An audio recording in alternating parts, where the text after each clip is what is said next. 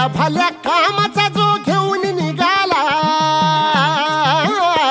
हा झेंडा भल्या कामाचा जो घेऊन निघाला, अरे काट कुट वाट मंदी बोचती त्याला, रगत निघल तरी बी हसल शाबास त्याची, रगत निघल तरी बी हसल शाबास त्याची. तू चाल पुढं तुला रगड्या भीती कशाची, परवा बी कुणाची, मन शुद्ध तुझं गोष्ट हाय पृथ्वी मोलाची, पृथ्वी मोलाची, हा पृथ्वी मोलाची, मन शुद्ध तुझं गोष्ट हाय पृथ्वी मोलाची. तू चाल पुढं तुला रगड्या भीती कशाची, परवा बी कुणाची.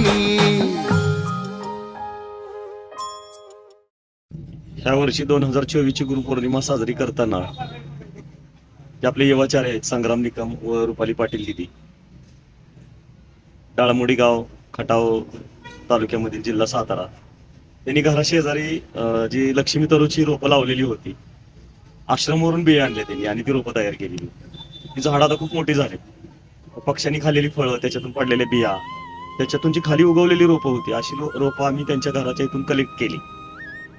आपले युवाचार्य प्रदीप काका हिरेकर आणि सुमया लेंबे यांना बरोबर घेऊन आम्ही ती रोपं बिटकेवाडी तालुका कर्जत जिल्हा नगर येथील माळावर छान त्या दिवशी गुरुजींच्या आवाजातली सुदर्शन क्रिया, गुरुपूजा, प्रसाद आणि एक 40-50 युवाचार्यांच्या मदतीनं ती रोपे तिथं लावण्यात आली.